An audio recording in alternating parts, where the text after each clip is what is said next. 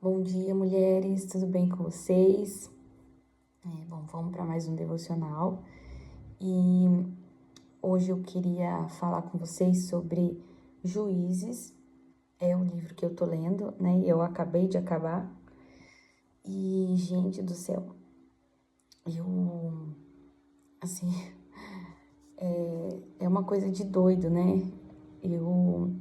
A gente fica vendo as histórias de Juízes e a gente vê cada coisa, cada loucura. Alguns juízes foram bons, mas a história é bem clara, né? A Bíblia é bem clara em dizer que o anjo do Senhor, ou o Senhor se apoderava dele, né? Sansão foi,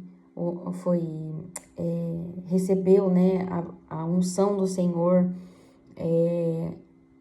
Gideão também recebeu ali, né, uma capacitação do Senhor para fazer os bem feitos, né, os bons feitos. Eles fizeram coisas boas, mas direcionados pelo Senhor.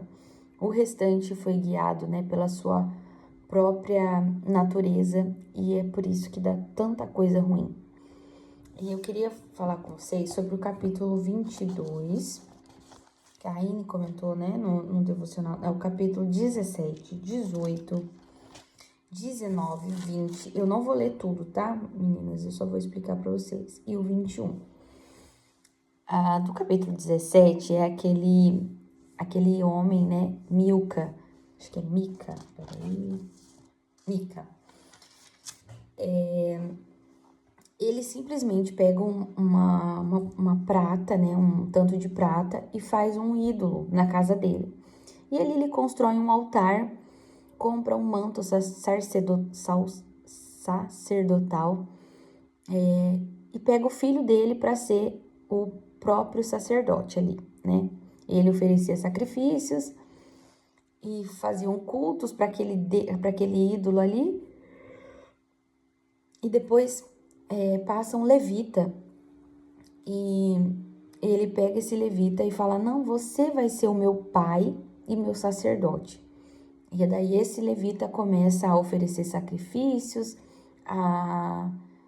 Meu Deus, gente, é uma loucura. E nesse capítulo, no capítulo 17,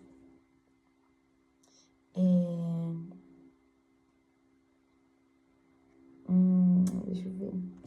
Tem uma parte que ele fala assim: naquele tempo não tinha rei em Israel. E daí, gente, eu comecei a ler o capítulo 19, que é um homem com a sua concubina lá.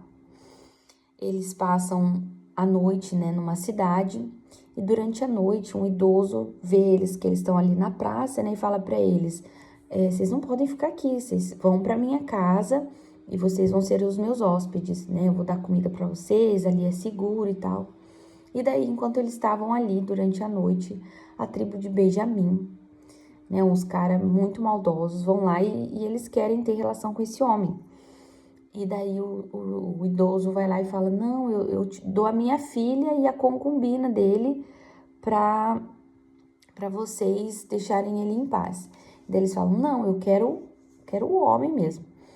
E daí esse homem pega e coloca a concubina dele para fora, né, que seria a mulher dele.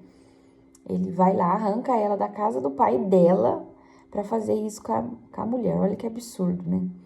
Mas enfim, coloca ela para fora e daí esses homens têm relação com ela durante toda a noite e deixa ela desfalecida ali na porta da casa. E daí esse homem levanta de manhã, né? Pega a mulher, coloca... Ele fala assim: vamos, levante-se. E a mulher, coitada, tá morta ali, né? Ele pega o corpo dela, coloca no jumento e eles voltam para a terra dele. E daí ali ele corta alguns pedaços, né, do corpo e manda cada um para uma tribo, né? E ali eles fazem uma assembleia, e daí nessa assembleia eles decidem matar toda a tribo de Benjamim. Só que 600 homens sobrevivem dessa guerra. E o Senhor falou para o restante das tribos que era para eles irem, né, e guerrearem contra Benjamim, que eles iriam ganhar. E daí, gente, sobra 600 homens. Só que eles juraram entre eles que nenhuma dessas tribos dariam mulheres para essas tribos, a não ser a tribo que faltava a reunião, que faltou a reunião dessa assembleia. E daí, uma determinada tribo faltou dessa assembleia, eles vão lá, mata todo mundo da tribo, pega as virgens e dá 400 virgens para a tribo de Benjamim, para aqueles homens que sobreviveram. E daí faltava mais 200 homens sem mulheres, né? Calma que eu vou chegar lá. Só para vocês verem a loucura, né? E daí eles pegam e falam, nossa, o que a gente vai fazer? Falta 200 homens que, né, eles precisam de mulheres. Aí eles tiveram uma brilhante ideia, né? De irem para um lugar lá. Aí eu não vou achar o nome aqui. Mas eles foram lá e pegaram algumas moças virgens que estavam ali numa dança, não sei aonde. Depois, se vocês quiserem, vocês dão uma olhada lá.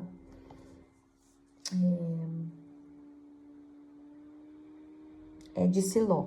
Elas eram de Siló. E daí eles pegam essas moças e dão em casamento. Eles pegam as moças e vão embora.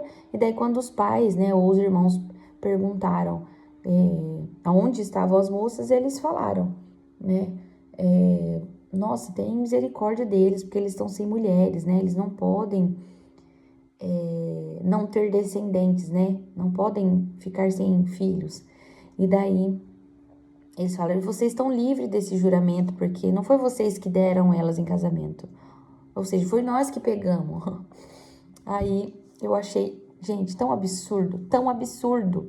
Quando eu comecei a ler sobre a concubina, eu já tinha ouvido, né, essa história, mas é muito chocante, né, pra gente. É uma coisa muito dura de se ler, né? Principalmente contra uma mulher, né? Ela ser violentada durante a noite toda, depois ela morre, pega as partes dela e manda cada um para um lado. E enquanto eu tava ali, né, achando um absurdo, depois eles vão e mata todo mundo da tribo que não compareceu à reunião, né, mata mulheres, inclusive crianças, né, homens, mulheres e crianças. E depois pegam as 400 virgens, depois pegam mais 200 virgens. Gente, era um absurdo tão grande. Mas olha o que fala aqui no capítulo 21, verso 24. Naquela época não havia rei em Israel. Cada um fazia o que lhe parecia certo.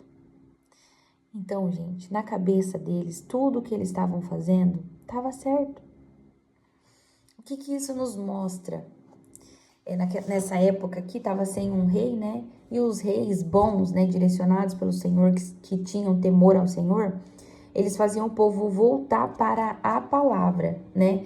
Eles faziam ministrações, né, das leis, da palavra. Então o povo seguia as leis do Senhor.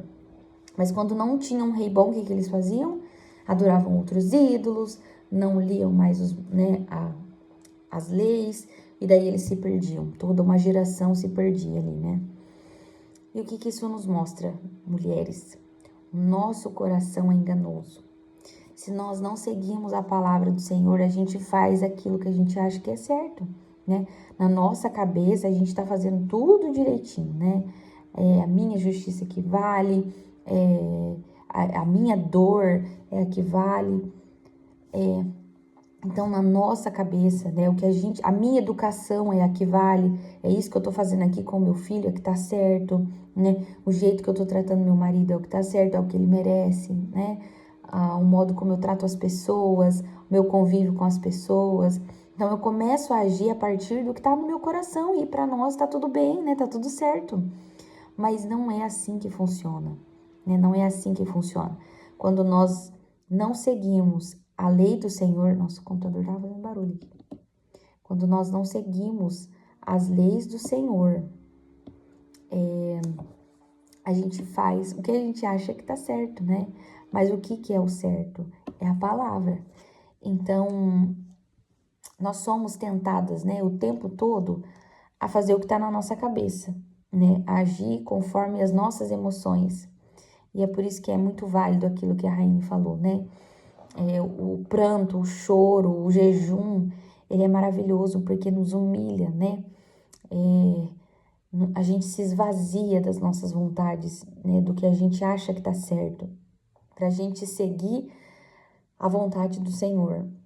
E como que a gente sabe? É lendo a palavra, né? É meditando, é buscando, né? Conhecer a vontade do Senhor. E o Senhor, ele vai nos direcionando, né? Porque aqui quando o povo dobrava o seu joelho e clamava, Senhor, o que nós vamos fazer? Aí Deus respondia, vocês vão atacar lá a tribo de Benjamim, eu vou dar a vitória para vocês. O Senhor responde, né? Ele nos direciona, mas só quando nós estamos atentos à palavra e à vontade dele. Ao contrário disso, a gente vai seguir aquilo que está no nosso coração. E é muito perigoso quando a gente faz aquilo que a gente acha que está certo. É muito perigoso. Nosso coração é um terreno assim